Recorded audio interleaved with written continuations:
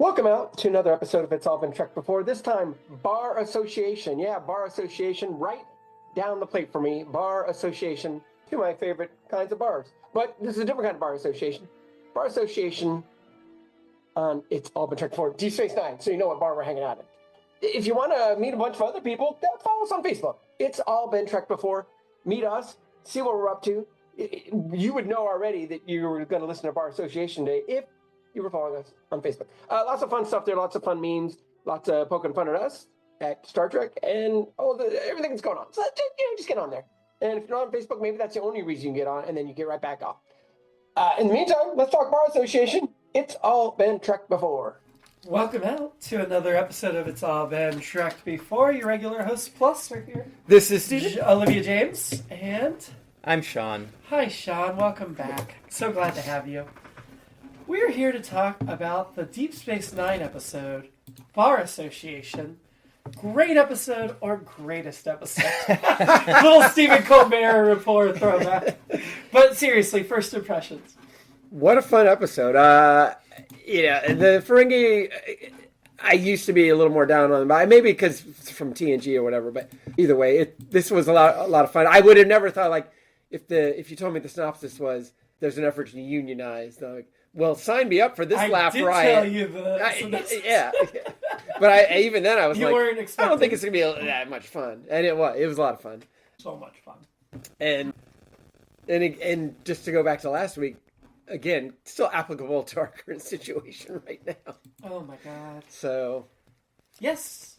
Workers are exploited. Workers of the we world have no unite. rights. Yep. It seems like the U.S. government is totally cool with employers exploiting us as much as they want. Mm-hmm, mm-hmm. And worse yet, a lot of the workers are okay with being exploited. So. A lot of fools out there. Yeah, exactly. A lot of fools. Yes, indeed. It just occurs to me right at this moment, and you probably figured this out ages ago, that it's full with an R. Just checking. I suck. Frul is played by Emilio Borelli, who's best known for Star Trek Deep Space Nine. Guess how many episodes he's in? One Is correct. But what a one. 2 episodes of NYPD Blue. A TV series called That Was Then, where he did 2 episodes as Vice Principal Bendit. And the 1998 movie Stuart Bliss, where he played Neighbor. So his 30 credits, wow. He did have a 1-episode guest spot in the Will and Grace continuation. Oh, wow. That was his next to last credit here. Everything old is new again. Right? So maybe when Deep Space Nine comes back, Frul will return.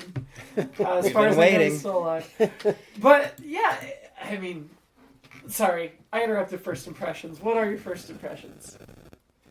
Delightful episode. If I had to just boil it down, I'd say, it's frothy, but pivotal. Yeah. And I don't think you really understand how pivotal until you finish the series and look back at this moment, but it really has some impact. Yeah. You don't feel it in the moment because everything's light, but here we are tackling a really, like a primary political fissure of any time, management versus labor. Yeah. But we do it, we keep things fun, there's stuff for anybody of all sides to appreciate, but it's got meat on the bone. I like that, and I'm jumping ahead of first impressions, but every time I thought Ron was like, all right. Every time he's like, no. It was great. It was like it made the episode fun, but it was also very okay, you can see things changing. Mm-hmm. Evolution. I'm pretty sure when we started this show, I told you that the characters that go through the most evolution are like Rom and Dog. Yeah. The two of them really evolve, and this is the episode where Rom takes that giant leap forward. I wanted to ask, since you guys have been watching these in sequence, is this the coming out party for Rom, or what's been the most pivotal Rom episode to date? There was the one episode before where he started this way, maybe a couple where he's. Well, Little Green Man, he was standing up to Quark a bit. Yeah. The episode where they went home to Ferenginar, he was standing up to Quark a bit. But he hasn't taken a stance like this. He stands up and then backs down. Yeah. And this time, do you think he only stood up because of Lita? I mean, I don't think that's why, but, Didn't hurt. It did hurt. Yeah. I don't think it's the only reason, but I think it gave him confidence that she was paying attention to him. Yeah. Yeah. My first impression, sorry, I didn't give it was a great episode. I love it. I remember it fondly. It was even better than I remembered because I'd forgotten the Worf subplot and how much fun that is too. It's so good. Good episode for Worf. Continuing the Worf Dax thing we're starting to bubble with. Yeah. I do need to ask on record, Steven, I know you mentioned in Lower Decks that you remember Rom showing up. Do you remember in what context who he was with? Anything else about his appearance? Not really. Okay, you don't remember if any other characters came with him? No. And you don't remember what his position was? No. Okay, great. Yeah. Perfect. I love that. Yeah. Shaun knows what I'm talking about. Hang in there. Wonderful. But yes, Rom has more to go. His arc is far from done. That's my understanding, and I'm looking forward to it. Good. Yeah. And I just loved the end. Like, he achieved so much, and then he's just like, and I quit. And he genuinely, like, Quark didn't take it well, but he genuinely was like, I'll keep your tech working. Like, I'm still going to do things for you. I love you, and this is good for our relationship. Yeah. And Quark took it with better humor than I expected, but Quark just had been through something. Mm-hmm. So Quark has evolution, too. I mean, if you look at this, compared to Season 1 when, like, Rom tried to kill Quark, which felt out of character at the moment, but it definitely felt like Quark is taking a leap forward, even if it's smaller and less obvious. The fact that he tried to protect Rom and be a good brother, I don't think that would have happened without Little Green Men and without their trip back home with Moogie and understanding each other better. And I think it's the thing with the Ferengi and the Klingon, I guess really any of the peoples we meet throughout the galaxy, it's like, we always say, it's like, if you talked about Earth, you wouldn't be like, oh, they're from Earth, so that's the way these people are. It's like, we can drive 20 minutes from where we are right now, and the people are going to be completely different. They're still humanoid, but completely different from where we are right now, or whatever. Let alone across a galaxy and an entire planet. But I think if the Ferengis being a certain note and introducing them that way, and then now you get the variations and stuff. Same with the Klingons, because I didn't love the Klingons at first either, but I think as we get into more, again, variations and nuances, if you will, but if we cannot talk about honor, that'd be great. But it's not going to. Now happen. I'm the one talking about. It's not going to happen. I'm the one talking about honor too much now. But anyway, I understand, but the honor thing's not going to be dropped. Well, then I won't stop talking about it. The Klingons got well developed in Next Gen to an extent. I think Deep Space Nine is going to take it a lot further. And the original series movies developed the Klingons pretty well as well. Yeah. Ferengis did not get developed until about this point in Deep Space Nine. Like the Visit Home, the movie starts it, I think. Yeah. But even introducing Grand Zek, it was still relatively. It was still like a kind of a one note. We're all even. It was different than the one that we got in TNG. Yeah. But it was a different. Yeah. It was still one note, and now we're getting complexity. Yeah. And I mean, we'll get to the Brunt stuff, but there's stuff I want to talk about Brunt that show something about the society more than just superficial. So a really light touch with Brunt here. They're really sparing in their use of the great Jeffrey Combs here. Yeah.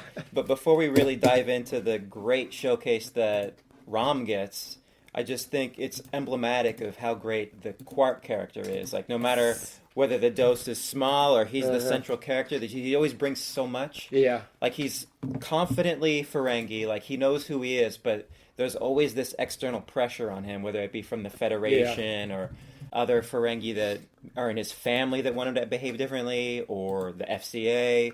He's the most Ferengi, and yet still feels idiosyncratic. And he's also, to use a Carlito's Way term, Carlito Grande, he's always angling. So, like, even every new piece of information that's introduced to him, he's like, all right, how do I have to react to this to make sure I still get to what I need? So it occurs to me, tell me if I'm wrong, he's almost an Archie Bunker-like character, where the times are moving past him and he's behind, but he does have sympathy and he does listen, because Archie didn't always listen. He didn't always have sympathy.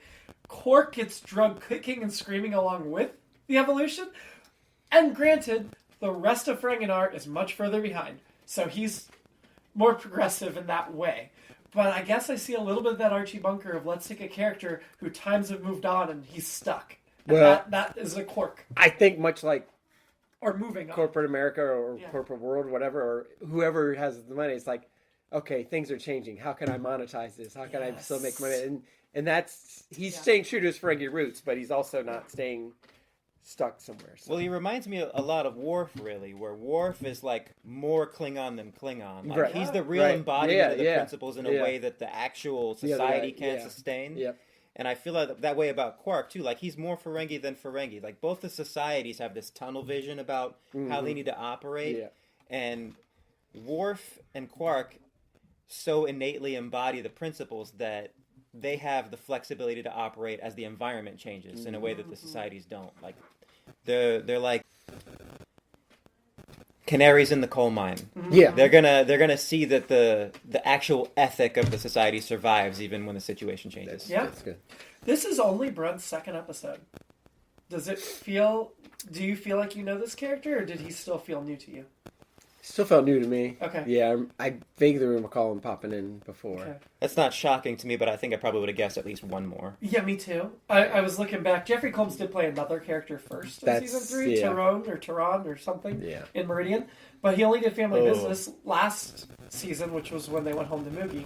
And then this, and his very next appearance will be his primary Deep Space Nine character as Weyoun. Although Brunt will be back this season, and Brunt and Weyoun both will be in every single season after this. So he will continue this double duty through the run of the series. In fact, there's one episode in season 7 that Weyoun and Brunt are both in at the same time. I can't remember if they have any scenes together, but Weyoun and Brunt are both in one episode, and it's like, okay, great. I hope they are, and it's all shot over either one's shoulder. I don't remember them having any interaction, but I could be wrong. I don't know. But Weyoun is just, when I think of Jeffrey Combs, I think of Weyoun. I don't think of Brunt. And I think I minimized Brunt's importance the first time through, and now I understand how important Brunt is. I still think of Reanimator when I think of Jeffrey Combs, so I'm not there yet. But I thought you would think of, what was it, Angimus? The homicidal the AI from Lower Decks. He did 3 episodes of that. I was going to say, Jeffrey Combs doesn't miss, but you did just say he was in Meridian, so... I mean, I think we've talked about him before, but he's best known for Reanimator, The Frighteners. A perfect movie. Yeah. I've never seen it. Yeah, The Frighteners. That'd be a good special episode. 32 episodes of Deep Space Nine, and again, this was the third of 32 episodes of Deep Space Nine.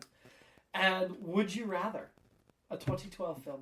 Well, and this will surprise no listeners of this podcast, but when I think of Reanimator, I first think of Barbara Crampton. Then I think of Jeffrey Combs. Have not. His most recent credits were he was in the Deadpool VR video game, where he played Major Domo, and he also was in the Dune Awakening video game recently. So those are 2 of his 2025 credits. He has like 6 credits from 2025, so still very active. Yeah. SpongeBob SquarePants, he's done a few. Watchmen Chapter 1. We won't go through his whole thing. I think we've talked about it before. Obviously, nerd royalty. Yeah. Oh God. Absolutely. Yeah. Well deserved. Yeah. Yes. I mean, on the merits. He was definitely on the short list of... he plays a major reoccurring role in Enterprise as well, a different in Endor. Which is honestly probably the first one I think of. See, I don't, but I've only seen a bit... I've probably only seen 1 or 2 of his episodes from Enterprise. So I'll be curious to see if that changes once I've seen them all. But I know when New Trek started up, if we're taking the short list of actors that fans want to come back, everybody said Jeffrey Combs. And Just have him play the whole cast. And I'm a little bit disappointed. There have been those jokes plenty. I am disappointed that so far all we've gotten him is 3 episodes as a voice. I really think we are begging for live action. Clint Howard got 2 live action episodes of New Trek. And don't get me wrong, I love Clint Howard. I'm glad he keeps continuing throughout Trek. But if Clint Howard can get 2 live action episodes, Jeffrey Combs deserves more than just 3 as a voice. I mean, Sinners has shown we can do the double people on screen at the same time. But unlike Clint Howard, you can't just throw him in whatever. You got to have something that meets his talent. Yeah. Fair, yeah. So, in terms of what you said about Enterprise, he only plays that character in 10 episodes. So Weyoun is a much larger presence, but... Yeah, no doubt. In fact, I might have even guessed fewer than 10, honestly. Okay. But it's only a 4-season show, so proportionally, he's in every season, I think. Yeah. No, yeah. He does play one other character in season 1 for 1 episode, so he's in 11. Jeffrey Combs is in 11 episodes, but his major character's in 10. Yeah, 2 in season 1, 1 in season 2, 2 in season 3, and then 4 in season 4, and that's where I've seen him because I watched all of season 4. So I've seen him a few times. But DS9 is like pretty much always killing it. Oh, yeah. And then Enterprise is a lot more up and down, but it's never down when Shrana's there. So. Of course not. Of course not. Because it's Jeffrey Combs. And by that point, he's already honed. Whatever he was still developing on Deep Space Nine, he's solid. So, back at the beginning, we get a great Worf deck scene. That's so developing. Yeah. I think Steven can already guess where that might be going. Yeah. How do you feel about it? I think I like it. Now that it's been a few episodes in a row where you know it's not just coincidence. Yeah. Doing something and Terry Farrell's able to do this thing where she can go. She kind of does the Spock kind of, and then I guess maybe it's just being an attractive woman. She just changed it. Then she goes into more of a Kest register when she's going into flirty mode. But it's not anything anywhere near the breathy. It's almost, she goes the other way. She drops an octave when she's flirting. And I enjoyed the way she made that change in that scene. So I think you hit on something that I noticed in this episode is Dax is definitely flirting with Worf. Yeah. Worf is not flirting, I don't think, until the last scene of this episode. The last scene when he does the tease about all of you are going to have to adapt to me. So good. The look he gives shows it's a joke, and Dax smiles. I really don't know if it is. No, it is. Okay, so it's half a joke. It's half a joke because he also kind of means it. But it's also a flirt. I also think that is him letting his guard down and being comfortable with Dax. And we saw in the previous episode where they were being sparring partners that, like, she kind of came on to him and he was kind of taken aback and wasn't sure how to respond. Mm-hmm. And all of you will adapt to me is, in my opinion, him responding. Of him finally stepping up and saying, yeah, I'm interested in you too. And so I love this early days of relationship between the two of them. And how far it'll go, we'll see. So the other love story that develops here, and I do think this is also a legitimate love story, is Worf and the Defiant. And Dax says he's in love with the Defiant. I believe it. I think Worf falls in love with the Defiant first and Dax second. So fair. At this phase, it's less of a romance and more just Dax having fun managing Worf. Right. And finding Which all his she's so buttons good and knowing when to press. Yeah. She's so good. She's a maestro. She's playing him like a violin. Yes. Well, not in a way that antagonizes him, but it's the breeding ground for Yeah. chemistry. And not in a between these two. manipulative way either. Like, she understands and appreciates him. The long gap I'd between... say it is manipulative, but fun. Not like exploitive. Yeah. Okay, that's a good... The long gap between Mr. Worf, you're in love, with the Defiant. Yeah. Yeah. And then his line back is actually acknowledges both when he's like, I think you exaggerate. You exaggerate as usual. Yeah. In this episode, it is firmly established that Lita is dating Julian Bashir. It seems casual, but it also seems like a real relationship. I think we got hints of that before, but I feel like this is the first time we know. When she kisses him on the cheek at the beginning, I'm like, wait, what's going on? But we've seen them together, and there's already been okay, and we know Bashir dates Dabu girls. It's like, it's been his dating pool, which granted on this station, that probably is a dating pool for somebody like him. It's not like the Delaney sisters are anywhere. No, and I don't think there's anything untoward. I think we've seen Bashir mature enough. Yeah.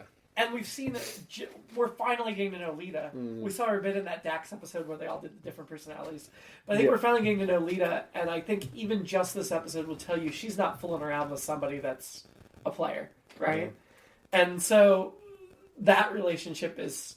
establishing that relationship and that it mostly happened off screen and that Bashir is in a relationship is interesting. Yeah. Well, just as we're establishing Worf's true love of the Defiant, we're developing Bashir's true love of being on the holodeck with O'Brien. Well, that we've had for a while. But the Irish versus Vikings... It's a nice bit. It's becoming funnier and funnier because I feel like they go more outlandish the further we get. Before it was, okay, we're playing racquetball. Then it's, we're doing canoeing trips, and now we're Irish versus Vikings, and I'm a descendant of King O'Brien, so I get to be the king. By the way, total Chekhov vibes from O'Brien this episode. Like, my ancestor this, my ancestor that. Oh, yeah. Which it's becoming a Chekhov thing. Yeah. Everything is the little old lady from Russia. This might be, recency bias speaking, but this might be my favorite O'Brien episode. I laughed. He made me laugh so much. But he kills everyone. He was more than a hero. He was a Union man. Exactly, and he's for the Union.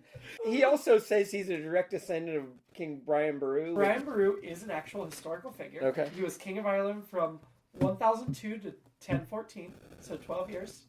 He is credited with ending the Viking invasion of Ireland. Oh, there you go. So, at that point, Ireland's population was just under 500,000 people. Wow. And Ireland had over 150 kings at the time. So it wasn't like he was the leader of all of Ireland, but he was definitely an influential historical figure. Fair enough. For Irish people. I've never heard of him until this moment. So I think he's well known in Ireland, but not here in the U.S. where we're stupid and don't pay attention to other cultures. So back to the beginning. The Bajorans are having a holiday of cleansing that takes an entire month. It's Ramadan. It is. Yeah. The Bajorans are a combination of a lot of different religions, but you're absolutely right. They're so religious. So the bar's business is down. Rom's got an ear infection that's lasted 3 weeks.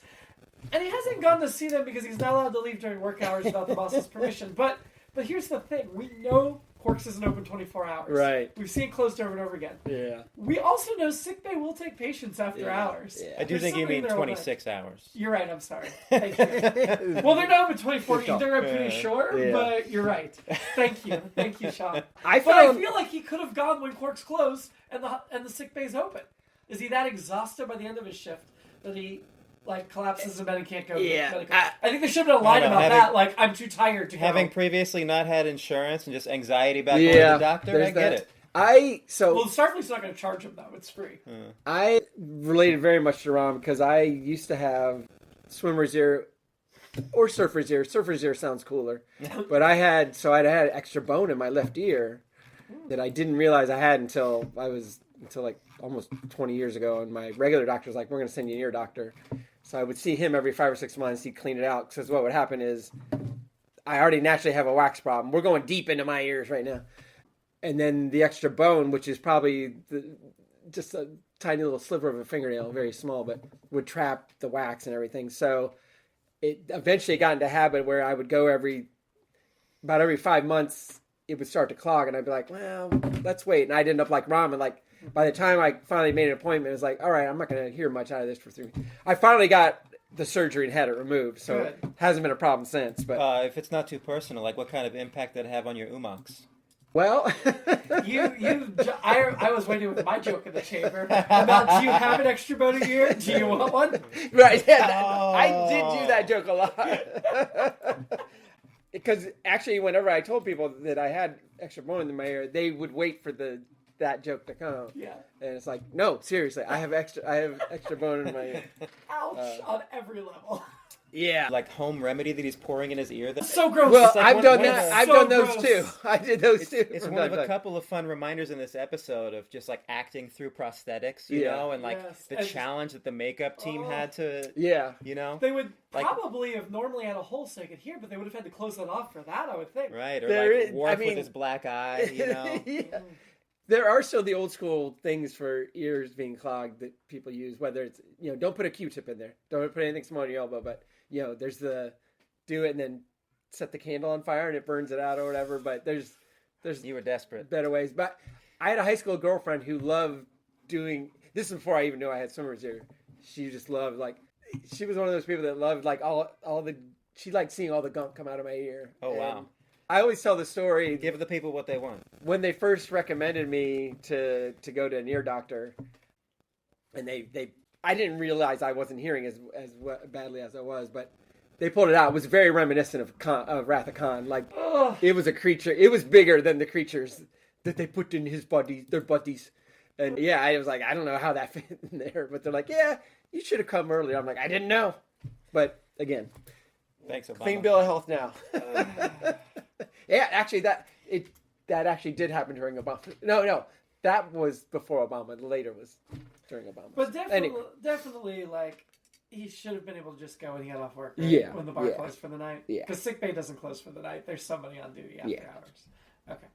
The contract, finding out what a standard exploitation contract is, and then of course the Republican voter explanation. I don't want to stop the exploitation. I want to be the exploiter, which is, I swear, the only reason why people vote for Republicans. But it's fun. It's not just this ridiculous caricature guy, but you also see dudes like Odo and Worf with sympathy for management here, and I'm glad that they kind of, flesh that out a bit, because it's, people you like and respect still don't get it. It's just further proof that Odo is reprehensible, and it's... I swear, this season I've been thinking that. Right? He did have some nice swagger in this episode. Though, like when Worf's coming at him. Oh, I did like that part. I liked. Enterprise, checks him. Oh, that was a good moment. Odo's got receipts. Yeah, he's got the receipts for that stuff. This was a good little, like, not a lot of Odo, but what was there was great. Look, that moment was great, and I get from a character perspective how he's like, I just like order, and so I don't want The chaos? Yeah, even though I don't like all this, I respect it, and I'm going to allow it to continue. And maybe you No, should think he about didn't that, allow Quark. it to continue because he respected it. He said he only allowed it to continue because they- Captain Sisko ordered him to.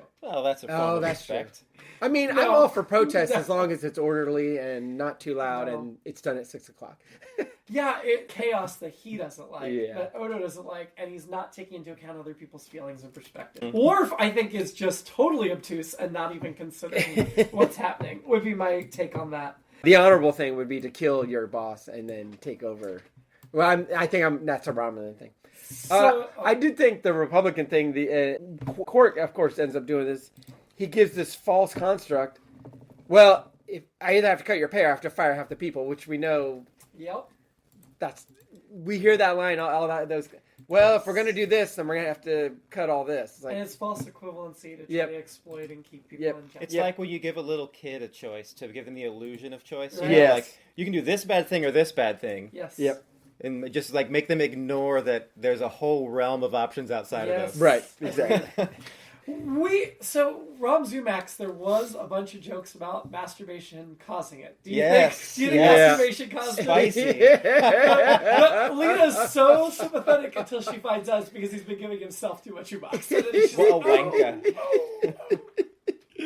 yeah, that's why she's not receptive, I think, when he's hitting the beginning Speaking of Lita, her outfit she has on at the beginning of the episode, I think it's fascinating because it looks like she's got something on with something on over it, but it's actually, I think, just one piece with the different color Yeah, Garrick worked hard on that fabric. one. Yeah. And then she was in 2 other outfits, which were fine, but that one's really interesting. That Her will main not be outfit. your favorite outfit you see her. You can ask her about I'm it when sure you have a drink with her later. Somehow you read my mind. There's an episode coming up with Lena I know Steven's going to be excited about. And while we're there, and they did kind of fix it eventually, but like the first union meeting, I'm like, there's like 3 Dabo girls. How do they get by? Where are all these other Dabo girls that I hear That's about? because they never get time off. Oh, well, So- so they were working. They're only open During the strike 2 meeting. of the 3 Yeah, yeah. 2/3 of the day. Yeah, that's and true. so if you only have, I don't know, 2 of But, them are working at all times. And really, I mean, I asked that just for the strength of the union, not Sure. for that I need to see them. Yeah, we needed 8 Ferengi, but only 2 Dabo girls. that was my problem. But she doesn't have like a ton of lines or anything, but she's like so expressive and she has such a good energy. It's really easy to see why they kept expanding her role. Yes, I agree. She is very. Obviously I had my eye on her, but she, acting is in between the lines, as they always say, and she never is like, oh, it's not my line, I'm just going to stare off in space. She's always very in the scene, But, and this is and dark, she's also in the center of the scene, which is also not by accident. I have no doubt. but the dark side of this is that I think a lot of reason she stuck around was because of Rick Berman at that point. And that's Yeah. not the good part of it. And I'm not saying she didn't deserve to stick around. I'm sure she did. But I think where she may have stuck around versus others was Rick Berman. From what we hear, was such a sexist pervert. Yeah, well, hard to speculate about any specific situation there. but Right. She seems very happy to continue on with the legacy of the franchise with conventions and fan films and appearances everything. so. Even an appearance in New Trek. So, yeah. She was in 2 episodes in season 3. This is her only season 4 appearance. Okay. 2 at the end of season 3. But she'll be in 5 in season 5, 5 in season 6, I wanted and to 4 in season ask you 7. guys, having watched these a little more recently than I have, was this the first hint of chemistry between Ram and Lita, or Yes. they Oh, planted yeah. those seeds already? No, it was all Lita and Bashir had been hinted Yeah. at. Such a swing by the writing team to go that way. Like the Spoiler for confidence, Se- I'm just kidding. the confidence in the performers to expand their roles in that way, and then to send them off of one another. Because like Rodenchik that plays Ram, Oh, Yeah. so good, and it's such a challenge acting through makeup the way that he does. And he's had moments before this, but to just kind of build an episode around him, Yeah. we'll get more of them. But And This was the first Rob-centric episode, really. And I like that he earned it. essentially his voice is comedic, but the way he's able to just modulate it enough to make it work for standing up for himself, I thought was really good too. This is just so much of this show just works like on all levels in a way that not every show capitalizes on. Like every performer, when they get an opportunity, they capitalize. Yeah. And when they do capitalize, the writers recognize and reward. Like, Yeah. Yeah. particularly, last week with the Voyager episode, Yeah. I think it's a real challenge as a writing team when you're on the frontier every week coming up with a new, totally unrelated concept, and that's why they slouch backwards sometimes into, here's the Alpha Quadrant again. But I mean, that's a much bigger task to always generate these new concepts, and I think there is kind of a luxury for the DS9 team where we get to reap the rewards. We bring it all back home, You've planted the seeds, and now we get to pick the ones that work and tend them the way that we prefer. Absolutely. I think, and correct me if I'm wrong, but I think Rom is the third Deep Space Nine non-lead that got a focus of an episode. I would say Garrick's already had a focus, and Ducat's already had a focus. So two resident Cardassians. Yeah. But Rom is the third non-lead I think that gave us story to, because this episode is Rom-centric more than anybody else. The A-plot is Rom. And he won't be the last. We'll get a Nog-centric We'll get other characters getting an episode that deserve it, that aren't leads. But Rom, he earned it. He's been in 4 to 6 episodes all the way through every season. And this was a wonderful use of him. I think the tough part, I mean, and it's the 90s and it's sci-fi, or it's Star Trek, whatever. But I think the tough part is, I think now with whatever the new streaming or prestige TV, you can do an episode where there's not some conflict that has to be resolved by the end. You can just go with the characters and the different storylines or whatever, or maybe just one character or whatever, a bottle episode or whatever, and it doesn't have to be, well, there's this conflict that has to be resolved, whether it's the A or B story. Although Discovery really didn't do it. No. To go back to Rob one more time, sorry. In the first episode, he was not Quark's brother. He was just credited as Ferengi Pit Boss and the pilot. To go from Ferengi Pit Boss to being the lead in an episode and having a fully fleshed out character in 3.5 years. Yeah, and you'll see it again with Damar. I know. Oh, I know. We just had Damar's first episode a few weeks ago. And I was like, and Steven probably didn't, because he's barely in the episode. Yeah. He hardly has anything. And I was so excited because they named him, but it was still barely more than that. And I got so excited about it. And Steven, I'm sure, was he seems totally forgettable. But how fortuitous to cast an actor that had that kind of chops in this very minor role to create that sort of future for themselves. Lana Torres' ex-husband at that point. They were married before either one of them did Star Trek. The Biggs and Biggs Dawson. Yeah. Absolutely. But it's just so staggering, season by season, episode by episode, scene by scene. Okay, they've got all these great features, the Klingons, the Cardassians, the Bajorans, the Dominion, the Ferengi, but how do we balance that? How do we maintain the balance? And I thought there was just such a beautiful balance in this episode where, it's not like the typical Ferengi episode where it's all about them. You still got the nice Worf material, the nice Odo material. We haven't even mentioned Sisko, but he gets some great opportunities to just lean on people, and he's so good at that. Yeah. Whether it's, leaning on Quark to play ball a little bit by charging the back rent. Such a short scene, but so effective. Or when he goes to see Worf, O'Brien, and Bashir in the holding cell. Yes. Yeah. Which, by the way, that's my alternate episode. Just 45 minutes of them overnight in the holding cell. That could be a fun episode. That could be. Absolutely. My alternate episode was Sally Field is one of the Dabo girls. And she just gets up and puts up a sign that says Union. That's how it all starts. And still, Sally Field at 56 at the time, or 50, I'm sure she'd still look good in the Norma Ray outfit. So, the Dabo girl / Norma Ray outfit. She was 50 in the 90s? Yeah. No way. Yeah. This was post Mrs. Doubtfire. Yeah, I think so. Right. Yeah, I think she's about 50. I think I looked it up. She was born in 1946. So you're right. Oh my God. Yeah. Okay. Yeah. Okay. Hey, she's the right age for me still. So I mean, even as we speak. Yeah, she's incredible. Give me a buzz. I have 2 alternate episodes. I don't think either one of them improves on this episode because I think it's almost impossible to improve on this episode, really. But I thought my brain goes to the dark stuff. My other possibilities were Quark gets such pressure by Brunt that Quark kills Rom to end the strike.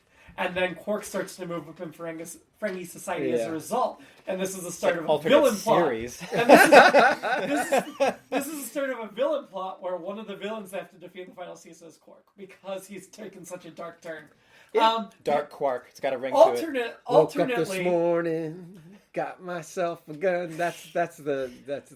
Alternately, again, still don't think this improves on this episode, but Quark is killed by Brunt, and Rom does not back down, steps up, takes over anyway, is the bar runner the rest of the series, and we lose Quark, but we get a new version of Rom that is take charge, still this version, but now running the bar, and like, no, I'm not backing down, I led this, and I'm going to do it in my brother's memory. That reminds me, because there really was that moment where Brunt is like looking at Quark like, I could lean on you. Rom cares about you. Yeah. Yes. And it's actually just a really subtle hinge for the episode and Rom's journey. Like, it's impressive how he has such moral clarity, you know? Yeah. Like, okay, so now Quark comes to him in confidence, like, here's what I'm up against. If you don't cave, then I'm in real trouble. Yeah. And Rom doesn't want to see anything bad happen to his brother, Yeah. but he's also not willing to give up the cause for the Union. Yeah. But he's willing to look like he gave up as long as his buddies still get, like, wow. Yeah. He really threads that needle. Yeah. He is such an impressive character. Yeah. I mean, And it all happens in the span of like 2 minutes. I know. But it's so elegant. We don't do inspiring for Deep Space Nine, we do shady, but Yeah. I wrote down... I thought the same thing. I have 2 inspiring. Rom, of course. Yeah. But then Shaun O'Brien, definitely an inspiring. But when I think of the great DS9 episodes, this yeah. one never really is top of mind. It should be. But I didn't think it going in, but it was a lot of fun. Promote And, it, but yeah. I think it's just how deep the bench is Yes. for Deep Space Nine too. Yeah.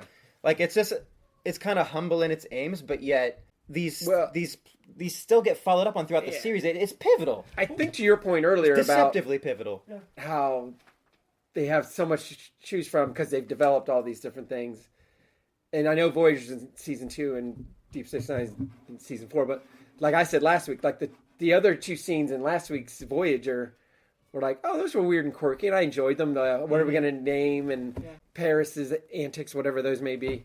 But we just get a little sliver of development there. Whereas here, it's like, and my feeling is by season 4, Voyager still won't get anywhere near where we are with DS9. But No, we won't. But We won't.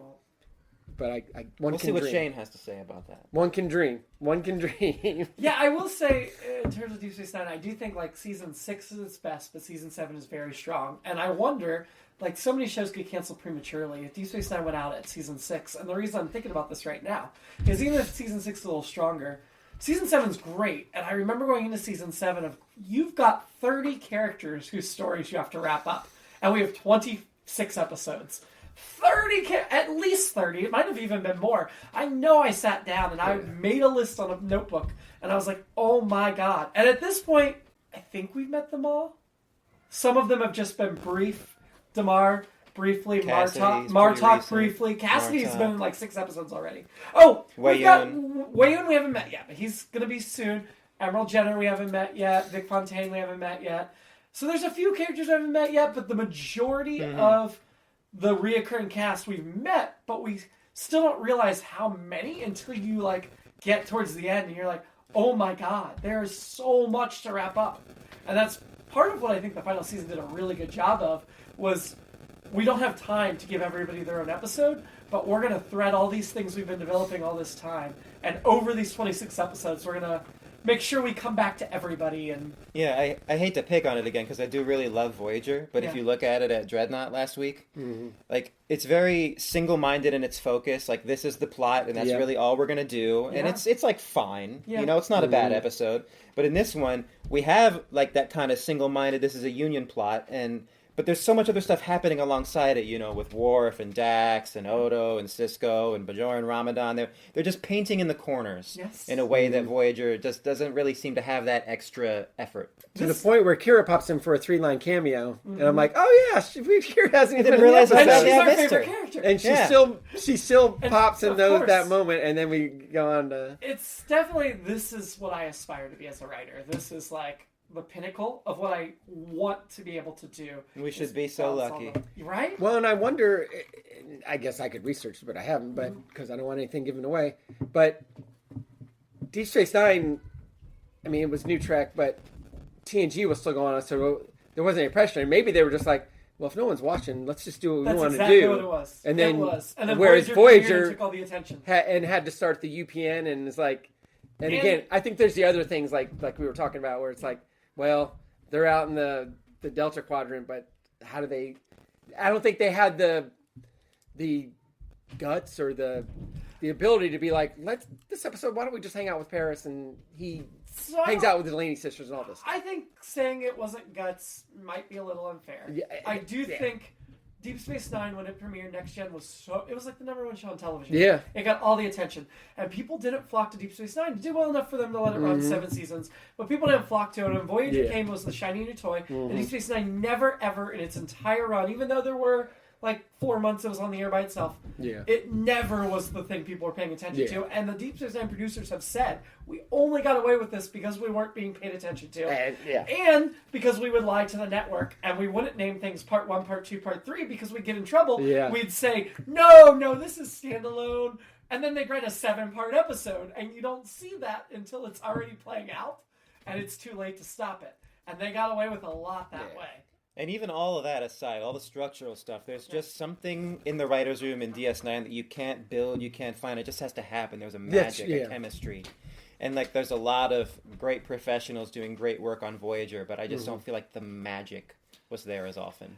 And to be totally fair, this story was by 2 people that never wrote anything else. This was Barbara J. Lee and Jennifer A. Lee wrote this together. Have no other credits on IMDb. One of them has an one-off actress credit, but neither one of them have any other writing credits. Directed by LeVar Burton, who spent a week on Voyager, and this aired the week after, so he must have spent a week on Voyager. It's so interesting that he helms both of these very different episodes back to back, and I guess they probably aired in the same week. No, they were a week apart. Okay. Yeah. But they were probably filmed at least a week apart, maybe 2, depending on production schedule. Right. But they are very different.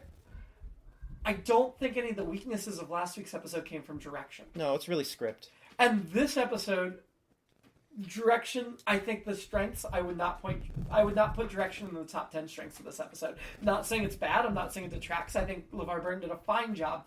But there are episodes of Star Trek where I'm like, the direction's really interesting. This wasn't one of them. But yeah, I think I would say, like, just in terms of economy, like how much is happening in every second of this episode, where it never feels rushed, but that's true. Not a moment wasted, and all the skilled, things underrated, maybe like knows how to just kind of make you not pay attention to the directing because he's focusing on the other and make room for the actors to charm you. Yeah, no, that makes sense. You know, whether it be a supporting player like Alita or a Ram, or your standbys like Quark and Worf, like everybody gets to do their thing. Yeah. Even O'Brien, not a lot of scenes, but it's great. Just nailed it every time. So, guys that LeVar had acted alongside for years. Exactly. Yeah. Totally left turn. Dax apparently tells Worf she needs compliments, which I like her asking for what she wants. Good. You got to communicate clearly. Yes, you do. Also, Worf's teeth sharpener got stolen. That's what he got from Nog, right? Cute. That's Nog's teeth sharpener from that other episode. I love bringing back the prop. What a touch. Right? Yeah. Nobody's going to remember that unless you've just... I love that that's the thing that set him off. So the Ferengi Commerce Authority are coming after them. They know that. But they're going to seize the opportunity. And I love the duality of we're going in the face of everything about Ferenginar and their rules, but we're still Ferengi. We're still seizing opportunity. So that I liked that balance. They found a way to justify it within their culture instead of making them abandon their culture. Right? And I thought I remembered when he first did that union meeting, the Ferengi walking out, and I was pleasantly surprised I misremembered that the Ferengi stayed and were part of it. Even for all he was worth. For all he was worth. Great comic relief. Ferengi are great comic relief. Yeah, no doubt. Bashir doesn't want to remove O'Brien's cyst. That's just a golden comedy.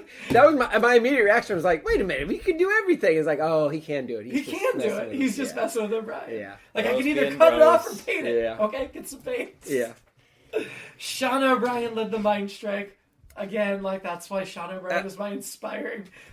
I love the end of that, though. The 32 bullets or 34? Yeah, right? Yeah. Like, all that build-up about, he was this great hero, and Rob's like, yes! He's like, and they fished him out of the river, and Rob's like, yes! And, like, we're doing a comedy, but we're also acknowledging the real stakes and the people who fought for these things in real history. And to Rom's credit, the different version of the scene could have been, I'm going to do a union, Shaun O'Brien was killed.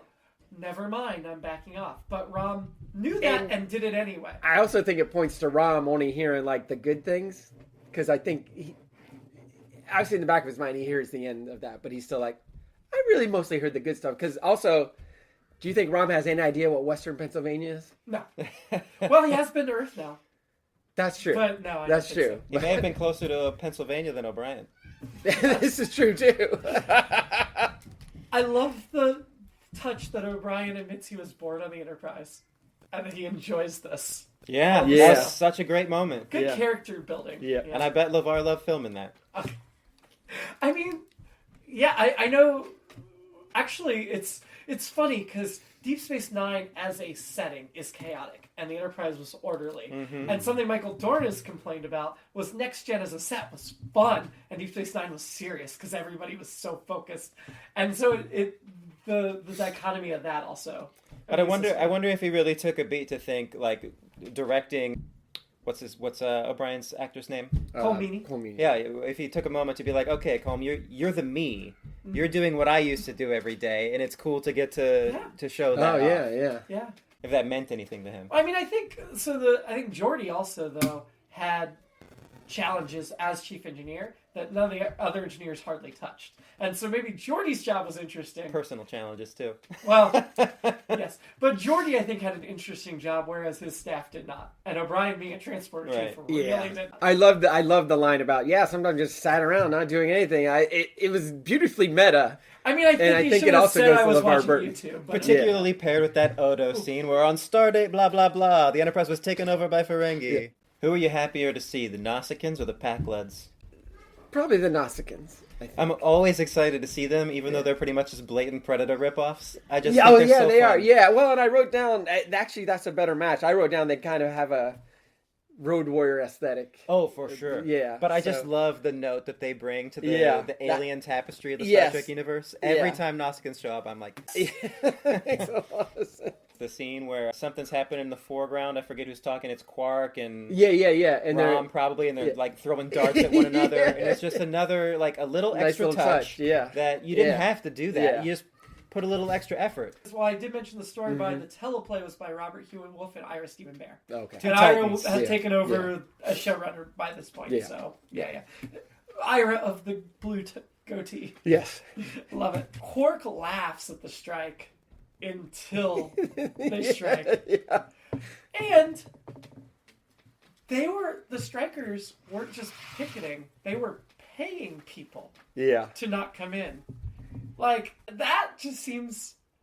First of all, I think it seems unnecessary. I feel like maybe some travelers passing through would still go in. Yeah. But I feel like the Federation people and the Bajoran people would both be like, oh, we support your cause, we're going to pass. Giving away their latinum seemed a little step too far. Well, maybe a capitalist economy is just so foreign to them, they don't know how to behave. Yeah. Could be. They don't understand the cause. There's no context for it in the way they live. Yeah. All the hologram Quarks. That was fun. Yeah. And the dropping the glasses, the glitchiness of it. Yeah. But also, why can't the Doctor get something like that? Right. On Voyager. Yeah. Yeah. Right? More doctors when an emergency happens and they've got all these patients, they should be able to activate multiple doctors. So does that mean there's holo emitters just throughout the bar? There has to be. Yeah. The holo suites are upstairs. Interesting, even if he did have holo emitters, true servers carrying drink trays might be bad if they glitch in and out, but a Dabo girl could easily be a hologram. I only have one more note. And I've still got half a page. That Rom is no Fredo, which I think at the beginning, to go all the way back to what you mentioned earlier, is like at the beginning of the series, he was pretty much the Fredo. Yeah. Like just an idiot and everything, and now he's really impressive. Yeah. And it's like not even unbelievable. Like, it should be unbelievable. Right? It just feels like it's a left turn, but it's organic at the same time. Yeah. Like when Brunt is doing that thing with Yeah. Quark, we're like, well, maybe I can squeeze him through you. Yeah. You're like I've identified the guy's weakness and I'm going to exploit it. And Rom's like, no, you won't. Senator, sorry, brother, but this is bigger than you. Yeah. Right. Yeah, it's He's not some great thinker. He just has now you have to believe a big heart. Nog been on the station at the time. If he'd sent an enforcer to Earth, I think Rom would have backed down for Nog. I wonder whose side Nog would have been on. Oh, I think Nog would have been on Rom's for he would, sure. Yeah. But I think if Nog was threatening, really, Brunt should have sent somebody to threaten Nog, not Quark. But yeah, I love that Rom essentially becomes Michael Corleone. He does the Godfather Part 2. He's like, Senator, you can have my answer now if you want it. My answer is nothing. And I appreciate if you pay the fee for the gaming license. I love that moment. Among others. But yeah, Rom was just like, no, Here's my answer. No. Yeah. Yeah. You do whatever you got to do, but I'm going to do what I got to do. So. Yeah. And he was so excited that his brother got hurt. I think because, A, it proved it was working. B, they didn't kill him, which proved that there was still some wiggle room left, right? If Brennan just killed Quark, that sends a different message. Like, okay, there's broken ribs and punctured lungs are bad, but in the 24th century, it's a quick heal and you're done. So I think it was the message. And I do think part of Rom was like, you've treated me badly for so long, it's about time you got some bad treatment, but also, brother, you took this for me. You took this for me, and you didn't yell at me when I walked in and throw me out, so that means you care. And I think, maybe I'm reading too much, but I think Quark getting beat up for Rom, in some way Rom saw that as a brother showing love and compassion for him. But I could be reading way too much. Loved O'Brien and Bashir standing and watching who went in and who went out, and the whole second floor thing about we're Brian on the first floor, but we're leaving the second floor open. And so good. I almost wish we'd seen the confrontation with Worf. I feel like Worf would support the Union if it was explained to him, but O'Brien probably went in hot, and Worf's going to react hot, and then Bashir gets tossed over a table. That's just the way it goes, right? Like if they talked about it, I think it'd be fine. But I don't think they talked about it because O'Brien and Worf are both hotheads. I love directing that scene right up here in the old noggin. Yeah, no, I agree. And Sisko, as we mentioned before, making them stay overnight was great. Followed by the scene where Sisko threatens Quark. 5 years of background, 5 years of energy usage. Like, that is I tried to put myself in Quark's shoes at that moment. Throughout the morality, throughout what he personally cares about, your choices are, you have a debt that you cannot pay and ruins you. Or you go against the laws of the people and they freeze all your accounts and ruin you. Quark is between two bad situations, and there is no good way out for Quark this entire episode. Like, in a lot of ways in real life, you'd think the boss gives in and helps the employees. There's a good way out. For Quark, because of who his bosses are, who his government is, he is trapped between a rock and a hard place the entire time. And that gives you a little more sympathy for him, I think, through the negotiations. Yeah, I don't know how explicitly conscious he is of it in moments like these, but I think there's several times throughout the series where Quark is in these situations where he's up against it. And he tries to go one way, but it doesn't work out for him. And I think the next time he comes to one of these events, he looks back and thinks, you know, maybe the Ferengi way isn't as sturdy as I've taken it to be. Yeah. Yeah. Absolutely. And then Quark trying to bribe Rom. It was such a Quark solution to the problem. Right. Of like, I'm not going to satisfy the man. A couple I'm just going to seasons ago, it might have worked.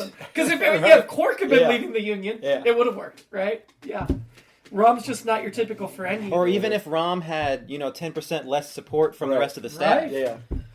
And if Rom had never had Nog, Rom never gets this But this fight. is probably the most successful he's ever felt in life. Right. Yeah. Like, people have his back. Yeah. He's probably never experienced that before. But without Nog standing up to Quark and going up to Starfleet, I don't think Rom grows the backbone here. I think, because Rom made that very clear to his son before his son left, that he was inspired by him. I think Nog's decisions, which are inspired by his friendship with Jake, like, it all connects. God, it's so good. And Jake is inspired by his father and his experiences. So in a way, Benjamin Sisko is responsible for this. Immaculate. Right? It's all connected. It's nice. It's so... Yeah.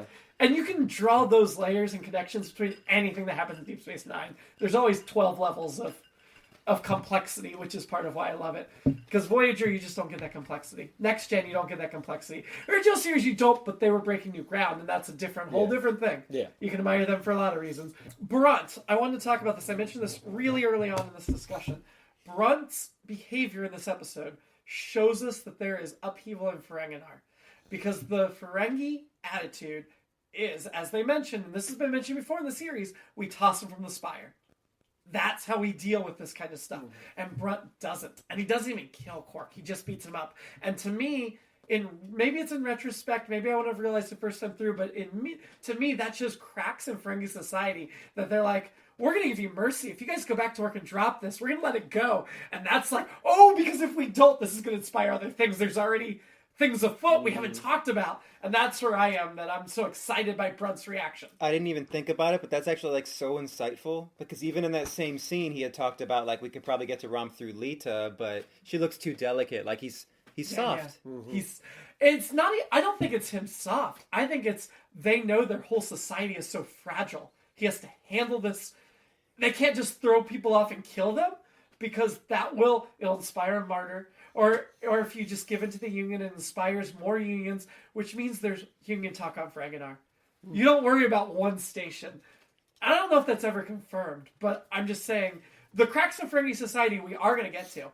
But I think this is our indication of the cracks in Ferengi society. I want to keep an eye on Brunt in particular moving forward, just to see if there's other signals of this, but he just maybe isn't as ruthless as he comes across. Now see, more pragmatic. There's nothing about Brunt I remember that would make me think that. I think he is ruthless. I think it's his orders and trying to keep society in balance. Okay. But I could be wrong. We'll do some more. I'll have to look ahead, see what episodes Brunt is in, and we'll do those live again. Just knowing Brunt as I have before this stuck out to me, so I think probably not. Okay. Worf apologizing to O'Brien was great. Again, we're seeing growth in Worf already. He's already had so much development in half a season, more than 7 years. I know. I mean, it was only like maybe 5 minutes of the episode, but I love a pissy Worf showcase. Isn't Deep Space Nine Worf better than Next Gen Worf by like 8 magnitudes? I'd take Worf any way you serve him. and to be clear, I am huge fan of Star Trek Picard Worf as well. Yeah, I think once Deep Space Nine develops him, you don't put it back in the bottle. Yeah. Give him his own show. He's been lobbying for that for 20 years. He's got my vote. Agreed, especially what Star Trek Picard set up as a possible. Worf moving to Defiant alone and the smile he gets that he's going to be living alone. I forgot about that plot, but I'm pretty sure that sticks. That's good stuff. Lita compliments Rob and giving him the forehead kiss. That is the start of something, clearly. Did you feel it was the start of something? No, but I did wonder where she was going to kiss him. Okay.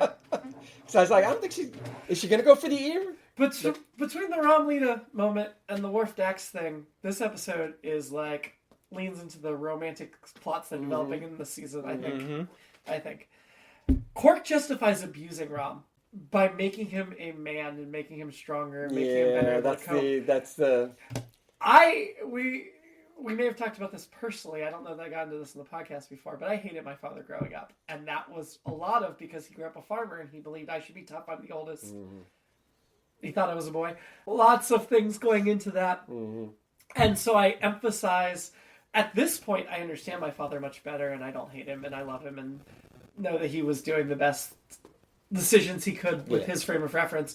And so at that moment, I saw Quark as my father and I was like, oh, I have to give him grace because I give my father grace. Like, I have to understand.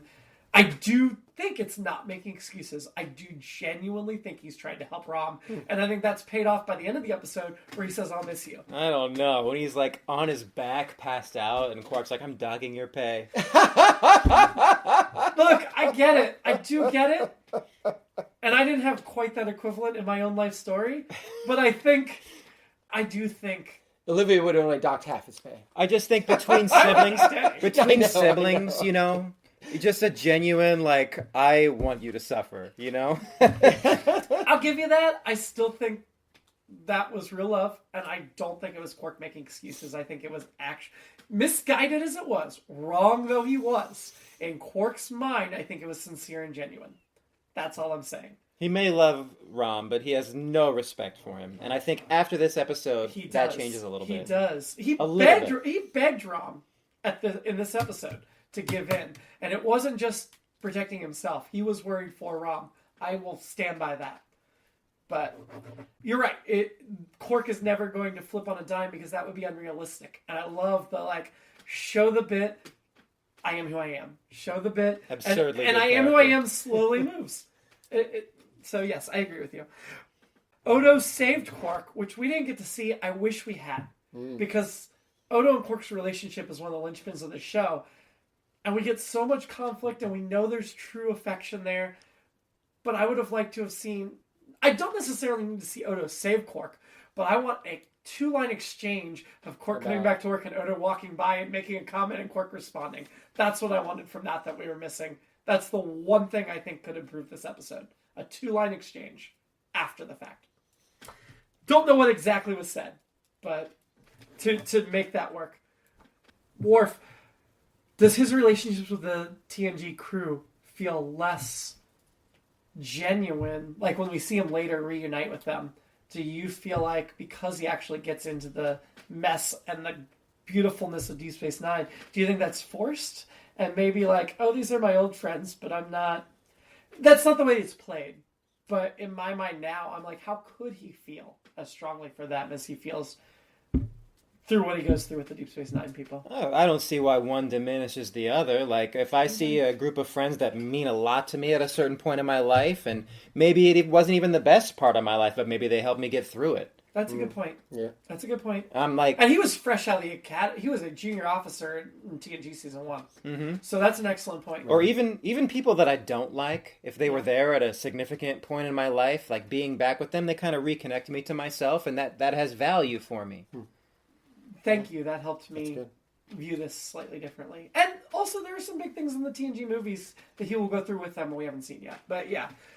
Having said all of that, I do buy into Worf as a critical member of the TNG family and TNG as a family, and sure. I hope that he'll never move on from it. You know, like, it doesn't mean he can't have another family. That means as much or more. But that doesn't necessarily diminish what he had before or preclude him returning to it. That's an excellent point. Particularly for a guy who, like, his whole thing is combining cultures and walks of life. That's true. Yeah. Like, how are I going to make these different things coherent? Yeah. He's the man for the job. For a guy who I'm so glad I asked you that. A guy who has no family. Insightful. I love as it. he told us 2 weeks ago.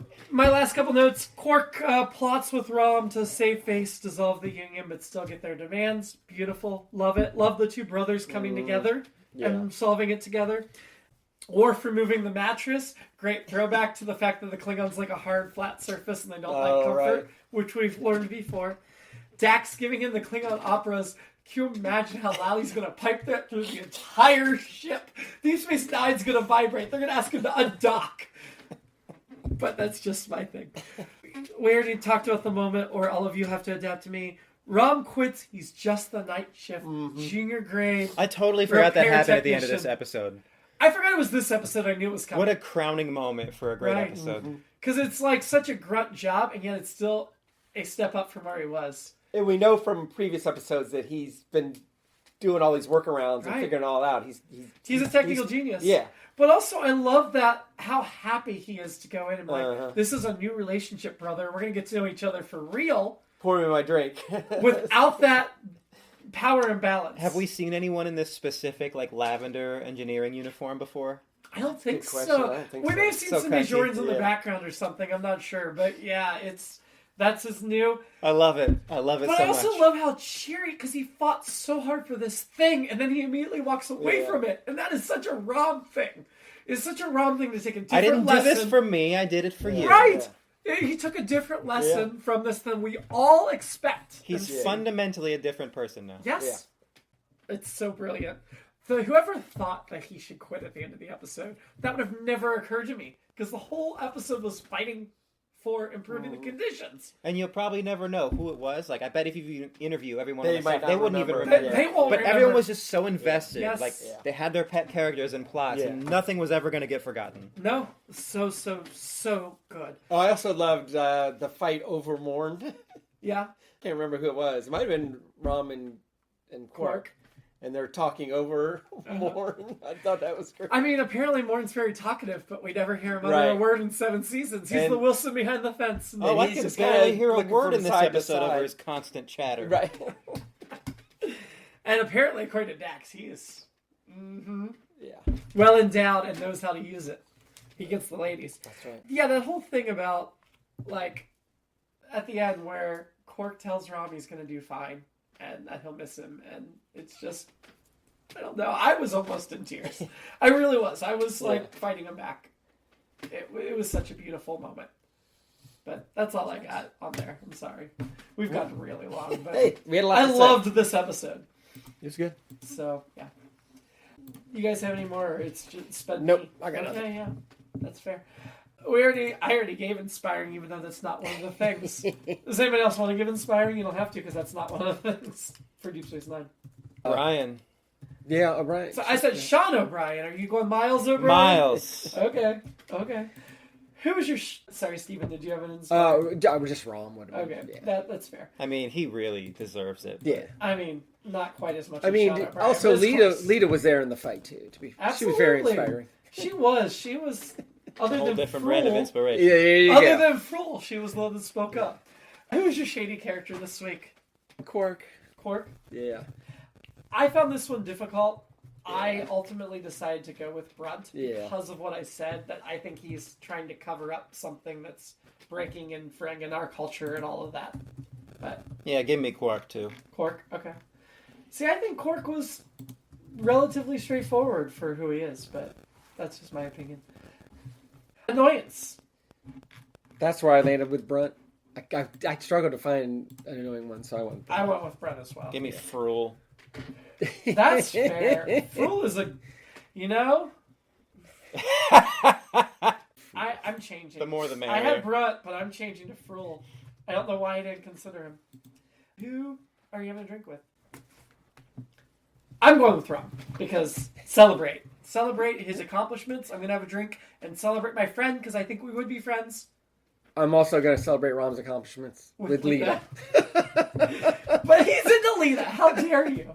I don't know that. Do I know that? It was pretty clear. Quark. That's fair, because he went through some stuff. Yeah, I want to check him a little bit. Ranking the episode, I do want to start near the top. Yeah. But I don't think this is number one for the season, but I do think this episode is an underrated episode that deserves to be higher than this. This season is so stellar. Let's start with the last time you were with us, Shaun. Because your two are back-to-back in the rankings right now. It's Way of the Warriors number 3 and Starship Down is number 4. We have Visitor at number 1 and Homefront is number 2. Last time I went through, I would have put Starship down first, but I think Bar Association just really did it for me today. Me too. I'm going to put it ahead. I agree. I'll make it unanimous. Okay. Yep. Above that is Way of the Warrior. Is that tops for the season? Oh, you got Number Visitor 3. probably number 1? Number 3. We have Visitor at number 1 and Homefront number 2. We Oh. love the first part. Paradise Lost is number 11, but Homefront is number 3, right? Yeah. Or 2. I don't think I want to go ahead of Way of the Warrior, but I would hear you out. I don't. I think that's a good spot for it. Right? Okay. It's in fabulous company. Yeah. Just as I am. Well, there you go. Absolutely. No, I agree. I would love you hear more. I think I'm going to go below, and I agree with you. But quite honestly, in my head before we watched this, I would have said Way of the Warrior hands down. I might like this episode more. It made an admirable run for sure. It balances a bit, and I might have even gone above Homefront. I would not have gone above The Visitor, but I might have put this number 2 for the season. Except Way of the Warrior has such cachet. And twice the time to get it done. Right. Yeah. Absolutely. Yeah. I am comfortable and approve of number 4, but I could easily see a situation where I put this number 2 if I was thinking just by myself right now. It was good. It was really but good. not number 3, because it's not going to go above Way and below Homefront. Just not going to happen. And I will say I think we kind of already said this, but I feel like there's not really a moment where you're like, where you kind of drift off like, oh, I'm not interested in No, this. not in this. It's tight. It's so tight. Yeah. We did have a tie on this as well, so we'll let you break it because you're here. In the number 8 slot, and granted, even number 14, which is our bottom, well, 15 because there's a tie, it was Hippocratic Oath, and we thought Hippocratic Oath was great, and that's the low spot of the season so far. So, oh, wow. Yeah. That's how good the season's been. Yeah, it's pretty good. So our tie in the number 8 spot is Little Green Men and Our Man Bashir. Oof. 2 very similar. Oh, they're wonderful. They're both fun. They're both fun. So much fun. Yeah, I guess I'll go Little Green Men. Okay. Is it because... I wonder if we hadn't just watched a Ferengi episode, if you'd have a different opinion. No, I definitely came into that with that opinion today, but yeah, they're both great. They are. Yeah, both. There's season 4 at this point, and we still have 10 episodes left. Might be the best season of Star Trek we've ever watched. I'm not mad to hear that. It's been pretty good. But yeah, I would. And that doesn't necessarily knock TOS off of number 1 for sure. But I'm saying. There are no bad episodes. Yeah, we haven't had. But I will say to our dear listeners, having broken this tie and understanding the solemnity of that act, if you watch only our top 8 episodes of each season, consider throwing a 9th on this one. Yeah. I mean, consider throwing this entire season, honestly. No doubt. Until then, live long. And say union yes. And prosper. Oh, I didn't say what's coming up next week. Real quick. Oh. Real quick. Addendum. We did it again. Error. Next week, Voyager Death Wishes. Voyager's Captain Janeway connects a hearing for asylum tied to the suicidal advanced alien life form. Damn you, IMDb, for spoiling. Right to Die. And then if you're going to come back in 2 weeks, if you're just doing Deep Space Nine and you're waiting on Voyager, the next Deep Space Nine episode is Ascension. A man claiming to be the emissary comes through the wormhole. Sisko's happy to give up the position. Meanwhile, Keiko returns. Oh, great. And O'Brien stops spending time with Bashir. It's crowded at the top. Until then, live long. And prosper. Keiko or no.